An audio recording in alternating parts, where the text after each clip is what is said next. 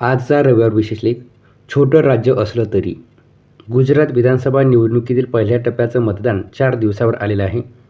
पण मतदानोत्तर चाचण्याचं अनुमान 5 डिसेंबरला दुसऱ्या टप्प्याचं मतदान झाल्याशिवाय कळणार नाही. हिमाचल प्रदेशमधील मतदान तर कधीच झालेलं आहे.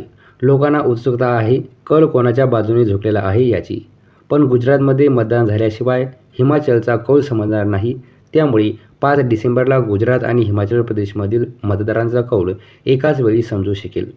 हिमाचल प्रदेशमध्ये सत्ता टिकवता येईल असं भाजपला वाटत होतं, पण हिमाचलच्या पर्वतरांगांनी भाजपची दमछाक केली असल्याची चर्चा रंगलेली आहे. हिमाचल प्रदेश पुन्हा काँग्रेसला मिळेल आणि गुजरात भाजपकडे कायम राहील असं म्हणतात. हिमाचल प्रदेशमध्ये 68 जागांपैकी 40हून जास्त जागा मिळतील असं काँग्रेसला वाटू लागलं आहे.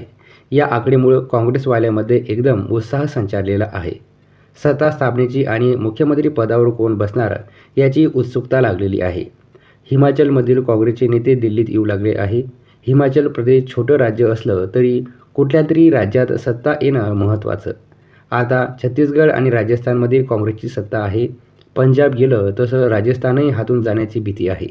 कर्नाटक मिळालं, हिमाचल हाती आलं तर कदाचित काँग्रेस 2चा आकडा पार करेल